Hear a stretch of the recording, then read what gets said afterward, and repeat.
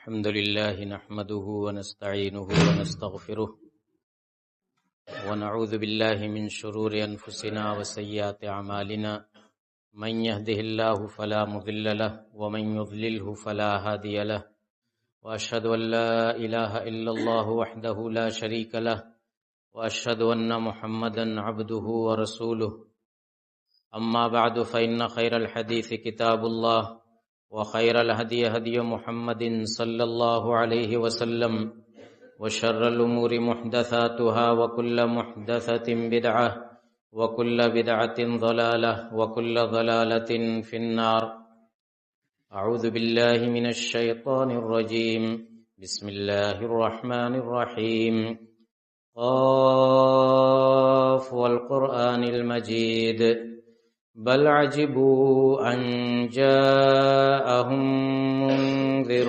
منهم فقال الكافرون هذا شيء عجيب أإذا متنا وكنا ترابا ذلك رجع بعيد قد علمنا ما تنقص الأرض منهم وعندنا كتاب حفيظ بل كذبوا بالحق لما جاءهم فهم في أمر مريج أفلم ينظروا إلى السماء فوقهم كيف بنيناها وزيناها وما لها من فروج والأرض مددناها وألقينا فيها رواسي وأنبتنا فيها من كل زوج بهيج تبصرة وذكرى لكل عبد منيب ونزلنا من السماء ماء مباركا فأنبتنا به جنات وحب الحصيد والنخل باسقات لها طلع نضيد رزقا للعباد وأحيينا به بلدة ميتا كذلك الخروج كذبت قبلهم قوم نوح وأصحاب الرس وثمود وعاد وفرعون وإخوان لوط وأصحاب الأيكة وقوم تبع كل كذب الرسل فحق وعيد أفعينا بالخلق الأول بل هم في لبس من خلق جديد. اسلامی بھائیوں، بہنوں اور عزیز بچوں، زندگی کی گاڑی چل رہی ہے. یہ کائنات اللہ رب العزت کے بنائے ہوئے نظام کے مطابق رواں دواں ہے. دن اور رات ایک کے بعد ایک آ رہے ہیں، جا رہے ہیں. اسی طرح سے موسموں کی تبدیلی بھی ایک نظام کے تحت ہوتی رہتی ہے. اس وقت سردی کے موسم کا آغاز ہے اور آپ جانتے ہیں یہ موسم اور موسم کی تبدیلی، دن و رات کا آنا جانا، یہ سب اللہ تعالیٰ کے بنائے ہوئے نظام کا حصہ ہے. یقلب اللہ اللیل والنہار ان فی ذلک لعبرۃ لأولی الابصار. اللہ تعالیٰ دن اور رات کو پلٹتا رہتا ہے، یعنی دن کے بعد رات، رات کے بعد دن. یہ اللہ تعالیٰ کے بنائے ہوئے نظام کے مطابق یہ سب ہو رہا ہے. اللہ تعالیٰ نے ایسا نہیں بنایا اس دنیا کو کہ ہمیشہ دن ہی رہے، اور نہ ایسا بنایا کہ ہمیشہ رات ہی رہے.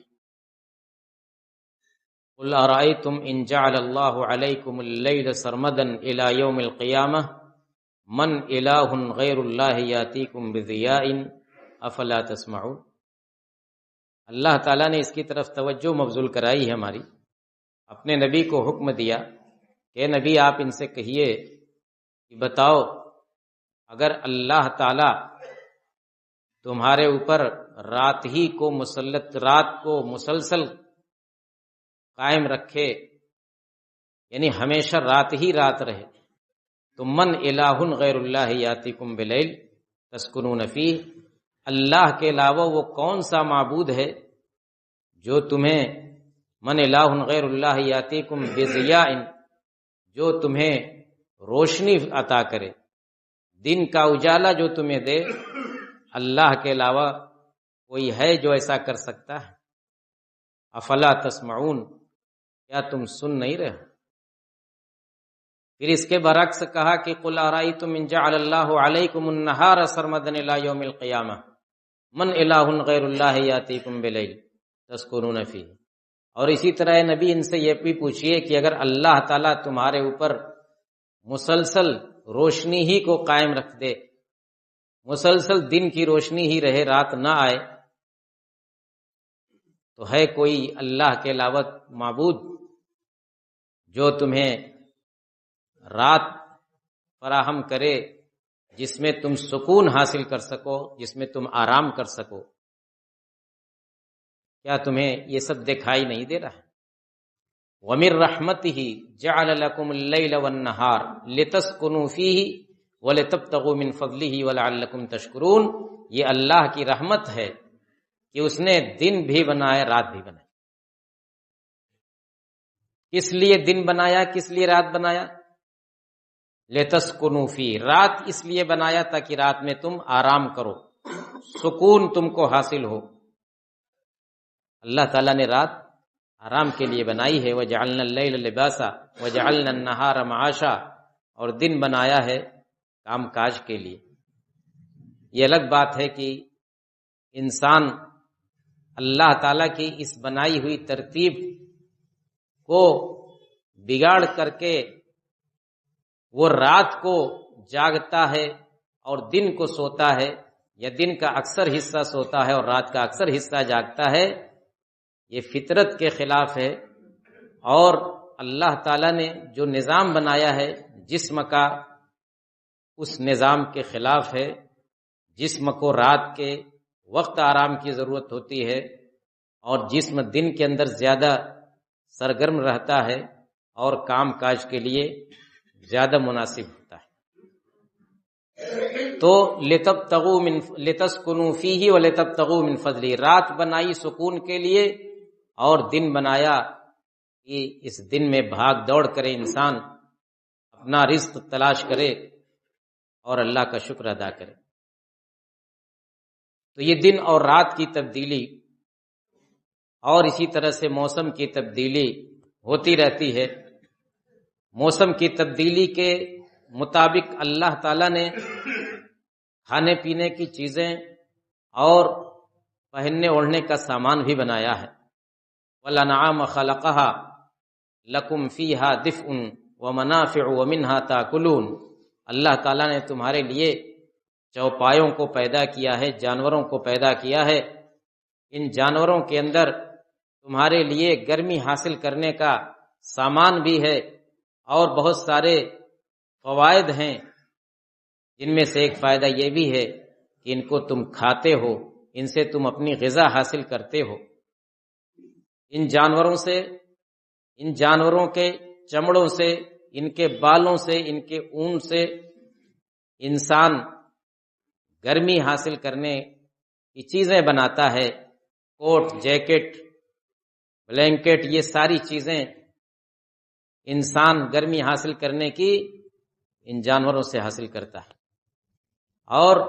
پھر یہ کہ اللہ تعالیٰ نے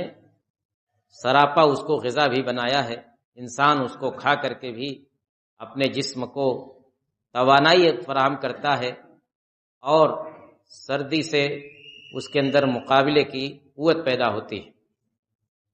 اسی طرح پہننے اوڑھنے کے لیے اللہ تعالیٰ نے فرمایا کہ وَاللَّهُ جَعَلَ لَكُم مِّن بُيُوتِكُمْ سَكَنًا وَاللَّهُ جَعَلَ لَكُم مِّمَّا خَلَقَ ظِلَالًا وَجَعَلَ لَكُم مِّنَ الْجِبَالِ أَكْنَانًا وجعل لکم سرابیل تقیکم الحر وسرابیل تقیکم باسکم، کہ اللہ تعالیٰ نے اپنی پیدا کی ہوئی چیز میں سے کچھ چیزوں کو سائے کا ذریعہ بنایا، اور اسی طریقے سے پہاڑوں کے اندر غار بنائے، پناہ لینے کی جگہیں بنائی پہاڑوں کے اندر، اور تمہارے لیے ایسے لباس بنائے جو تمہیں گرمی سے بچاتے ہیں، اور ظاہر بات ہے کہ اسی طرح سے سردی سے بھی بچاتے ہیں، اور جنگوں میں تمہاری حفاظت کرتے ہیں۔ ایسے ایسے انسانوں نے لوہے وغیرہ سے ایسے سامان بنائے، زرہیں بنائی کہ جنگ میں ان کے ذریعے سے ان کے جسموں کی حفاظت ہوتی ہے۔ وَتَقِيكُمْ بَاسَكُمْ، یہ سب اللہ تعالیٰ کا بنایا ہوا نظام ہے۔ اللہ تعالیٰ نے اپنے بندوں کو یہ ساری چیزیں عطا کی ہیں اس زمین پر زندگی گزارنے کے لیے، تاکہ انسان کی زندگی آسان ہو اور انسان ان ساری چیزوں کا استعمال کر کے اپنے رب کو یاد کرے، اپنے رب کا شکر ادا کرے۔ جاڑے کا موسم ہے میرے بھائیوں، جانتے ہیں آپ کہ اس موسم کے اندر رات لمبی ہوتی ہے، دن چھوٹا ہوتا ہے۔ ہمارے اسلاف اس کو غنیمت سمجھتے تھے، رات لمبی ہے، کہتے تھے کہ جاڑے کا موسم الشتاء ربیع المومن، جاڑے کا موسم ایک مومن کے لیے موسم بہار ہے۔ موسم بہار ہے کس اعتبار سے؟ رات لمبی ہوتی ہے، اس میں اللہ کے سامنے کھڑے ہونے، تہجد پڑھنے کا موقع زیادہ ملتا ہے، اور دن چھوٹا ہوتا ہے، اس میں روزہ رکھنا آسان ہوتا ہے، چھوٹا دن ہوتا ہے، موسم بھی مناسب ہوتا ہے، بھوک پیاس نہیں ہوتی زیادہ، تو اس اعتبار سے دن روزے کے لیے اور رات تہجد گزاری کے لیے یہ بڑی مناسب ہے۔ اس لیے یہ موسم ایک مومن کے لیے موسم بہار، اور کہتے تھے کہ الصوم فی الشتاء الغنیمۃ الباردہ، جاڑے کے موسم میں روزہ رکھنا یہ بڑی آسان مال غنیمت ہے، مال غنیمت جو جنگ کر کے حاصل ہوتی ہے۔ جنگ کرتا ہے انسان، مشقتیں اٹھاتا ہے، خطرات مولتا ہے، تب جا کر کے اس کو مال غنیمت حاصل ہوتا ہے، یعنی اس کو فتح ملتی ہے تو کچھ فائدہ ہوتا ہے اور مال غنیمت حاصل ہوتا ہے۔ تو یہ جو جاڑے کے موسم کا روزہ ہے، یہ سمجھو کہ بغیر کسی جنگ کے، بغیر کسی لڑائی کے مال غنیمت، یعنی بغیر بھوک پیاس اور بغیر زیادہ مشقت کے انسان کو اجر و ثواب مل جاتا ہے روزہ رکھنے کا۔ لہذا اس کو غنیمت سمجھنا چاہیے ایک مسلمان کو۔ تو ہمارے اسلاف کا معاملہ یہ تھا کہ اس موسم کو عبادت کے لیے غنیمت سمجھتے تھے، راتوں کو جلد اٹھ جاتے تھے فجر سے کافی پہلے، اس لیے کہ رات لمبی ہوتی ہے، لہذا تہجد پڑھنے کا ان کو موقع زیادہ ملتا ہے۔ لیکن اس کے برعکس ہمارا حال یہ ہے کہ اس طویل رات کے باوجود فجر کی نماز چھوٹ جاتی ہے۔ فجر کی نماز کا حال میرے بھائیوں ہماری مسجدوں میں جو ہے وہ کسی سے بتانے کی ضرورت نہیں۔ دن کے بقیہ نمازوں میں تو معاملہ کچھ نہ کچھ غنیمت ہوتا ہے، لیکن فجر کی نماز میں مسجد شکوہ کرتی رہتی ہے مصلیوں کی قلت کا۔ بھرے پورے محلے کے اندر، مسلم محلوں کے بیچ میں واقع یہ مسجدیں فجر میں نمازیوں کو ترستی رہتی ہیں، وہ چاہے گرمی کا موسم ہو چاہے جاڑے کا موسم ہو۔ کہاں ہم ہیں اور کہاں ہمارے اسلاف کہ وہ فرض نمازیں قضا ہونا تو دور کی بات ہے، نوافل کے لیے وہ بہت پہلے اٹھ جایا کرتے تھے، تہجد کے لیے وہ بہت پہلے اٹھ جایا کرتے تھے، اللہ کے سامنے روتے تھے، گڑ گڑاتے تھے، عبادت کرتے تھے، دعائیں کرتے تھے، ان کی دعائیں مقبول ہوتی تھی۔ جاڑے کا موسم میرے بھائیوں جہاں کچھ مشقتیں لاتا ہے، وہاں عبادت کے تعلق سے کچھ آسانیاں بھی لے آتا ہے۔ شریعت کا اصول ہے، فقہی قاعدہ ہے کہ المشقۃ تجلب التیسیر، کہ مشقت کی وجہ سے آسانی پیدا ہوتی ہے۔ جہاں مشقت ہوتی ہے اللہ تعالیٰ وہاں آسانی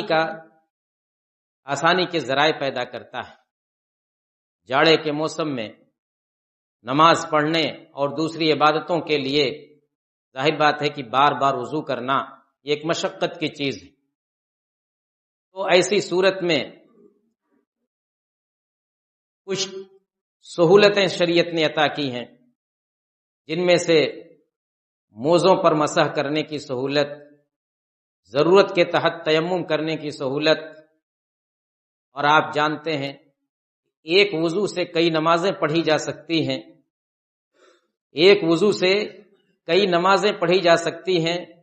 اگر ہم نے ایک نماز کے لیے وضو کیا، دوسری نماز کا وقت آیا، ہم کو نہیں معلوم ہے کہ ہمارا وضو ٹوٹا ہے کہ نہیں ٹوٹا۔ اگر ٹوٹا نہیں ہے تو اصل یہی کہ وضو باقی ہے، اس لیے ہم اس پہلے والے وضو سے دوسری نماز پڑھ سکتے، ہمارا وضو برقرار ہے، ہم 2 نماز 3 نماز 4 نماز جتنی نمازیں چاہے پڑھ سکتے ہیں، اس میں بہت زیادہ تردد کرنے کی ضرورت نہیں ہے۔ تھوڑا سا انسان اہتمام کرے، یاد رکھنے کی کوشش کرے۔ اگر اس کو نہیں یاد آ رہا ہے کہ ہمارا وضو ٹوٹا ہے تو اس کو یہی ماننا چاہیے کہ ہمارا وضو برقرار ہے، کیونکہ یہ بھی ایک قاعدہ ہے کہ الیقین لا یزول بالشک، کہ شک کی وجہ سے یقین ختم نہیں ہوتا۔ یقین یہ ہے کہ ہم نے وضو کیا ہے، شک ہے وضو کے ٹوٹنے کے بارے میں، تم صرف شک، حقیقت ہے اگر ٹوٹنا یقینی ہے تب تو کوئی مسئلہ ہی نہیں۔ اسی طریقے سے یہ جو مشقت اٹھاتے ہیں وضو کرنے کی،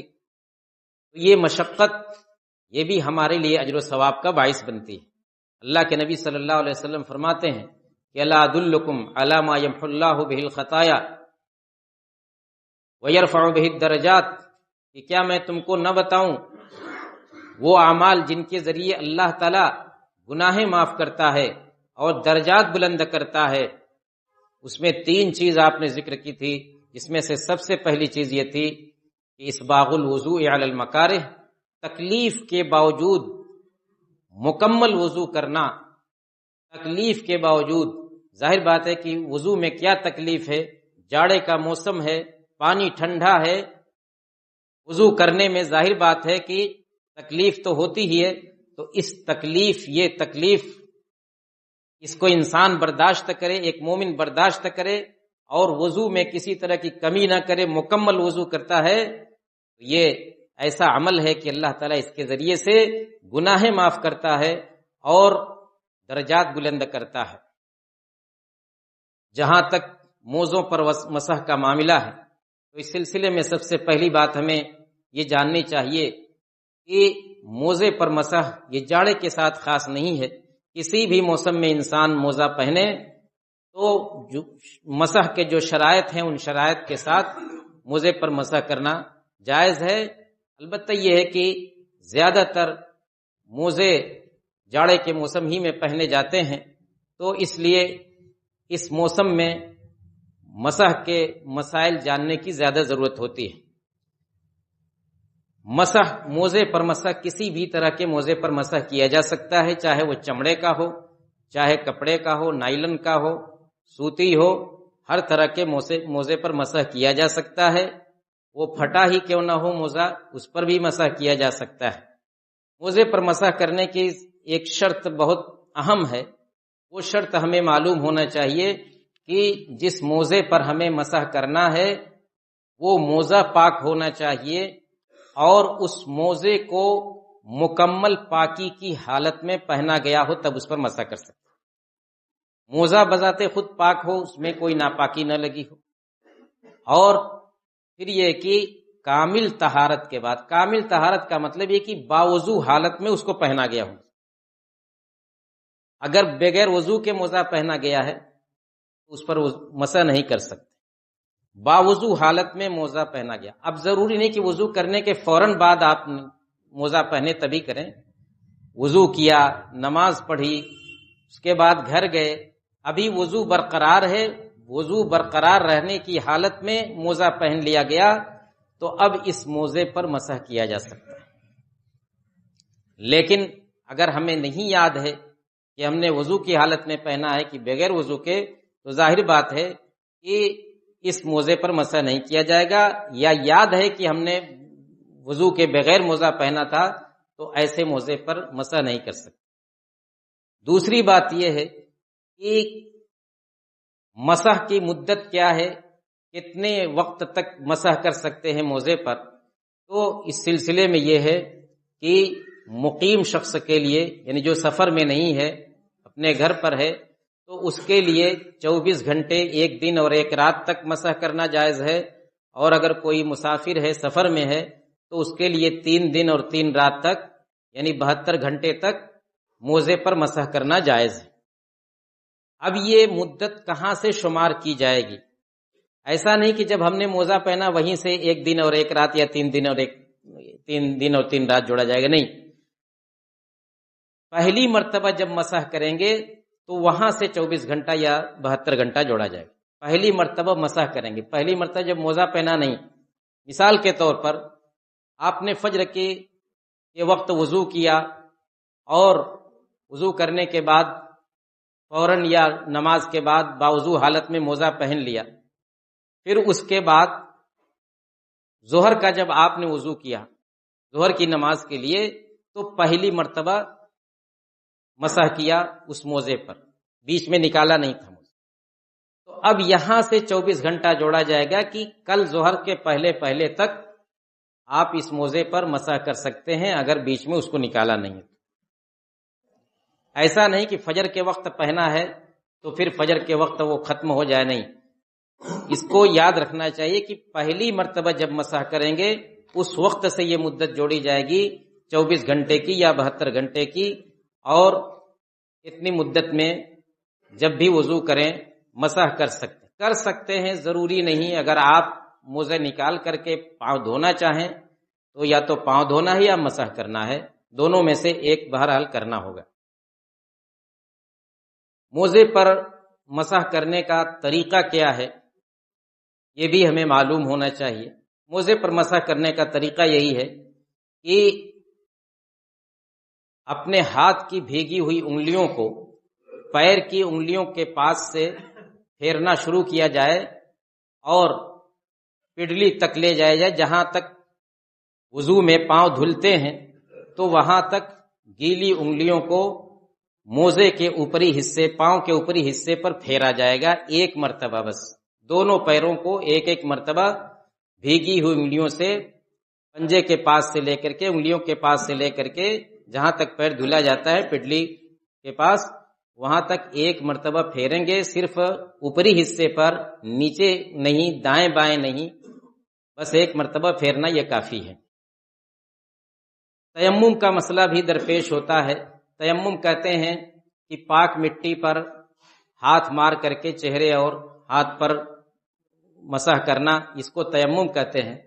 تیمم کی ضرورت اس وقت پڑتی ہے جب آدمی یا تو پانی نہ پائے، وضو کرنے کے لیے، غسل کرنے کے لیے پانی ہی نہ ملے، کسی ایسی جگہ وہ ہے کہ جہاں دور دور تک پانی کا نام و نشان نہیں ہے، یا ایسی جگہ ہے جہاں کی پانی ہے لیکن اس پانی تک اس کی رسائی نہیں ہے، یا یہ کہ پانی ہے لیکن اس کے استعمال سے وہ بیمار ہے، اس کی بیماری شدید شکل اختیار کر سکتی ہے،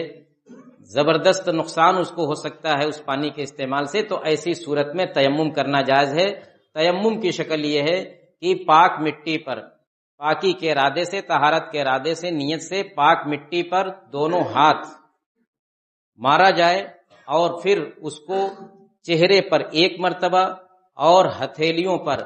ہتھیلی کی اندرونی بائیں حصے کے اندرونی حصے سے دائیں حصے کے اوپری حصے پر پھیرا جائے، اور اسی طرح سے دائیں ہاتھ کے اندرونی حصے کو بائیں ہاتھ کے اوپری، بائیں ہتھیلی کے اوپری حصے پر 1 مرتبہ پھیرنا ہے، 1 مرتبہ چہرے پر اور 1 مرتبہ ہتھیلی پر، بس یہ تیمم ہو گیا۔ اور آدمی کو وضو کی حاجت تھی تب تیمم کیا، یا غسل کی حاجت تھی تب تیمم کیا،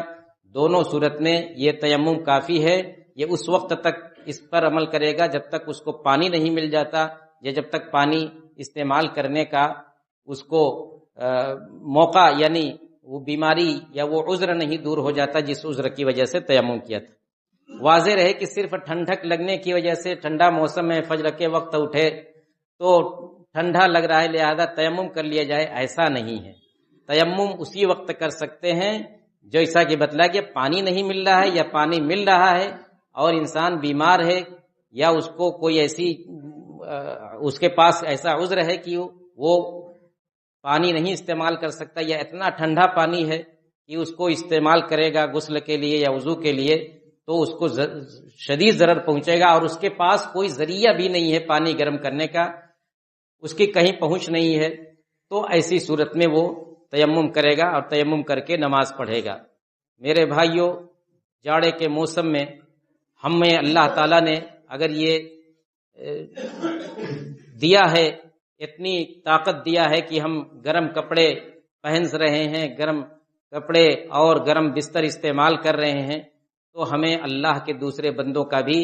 خیال رکھنا چاہیے جو اس نعمت سے محروم ہیں کہ ان کو بھی سردی میں ان کپڑوں کی ضرورت ہوتی ہے۔ ہم کس طرح سے ان کی ضرورت پوری کریں، اس پر بھی ہمیں توجہ دینی چاہیے۔ اللہ رب العالمین ہمیں ان مسائل کو سمجھنے اور شریعت کے مطابق ان پر عمل کرنے کی توفیق عطا فرمائے۔ وآخر دعوانا ان الحمدللہ رب العالمین۔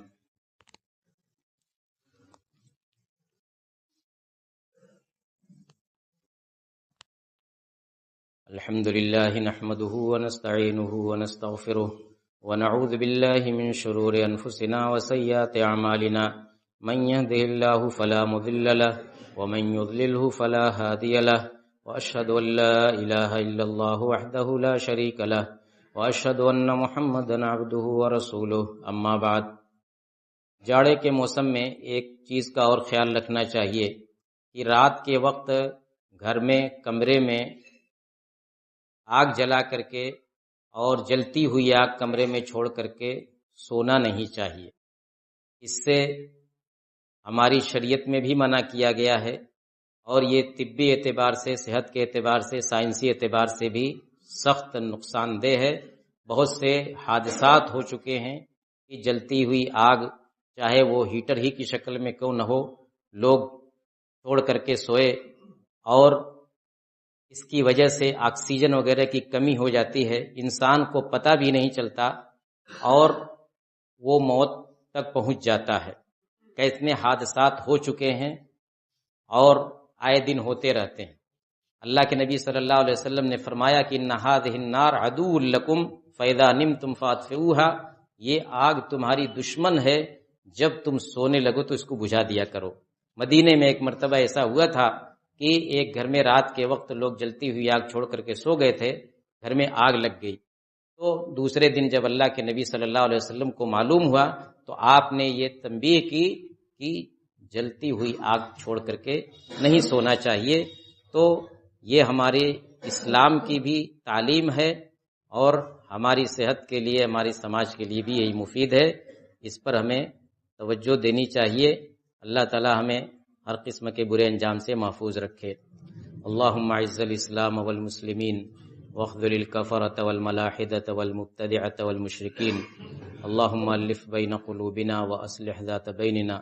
وانصرنا علی عدوک وعدونا، سبحان ربک رب العزۃ عما یصفون وسلام علی المرسلین والحمد للہ رب العالمین۔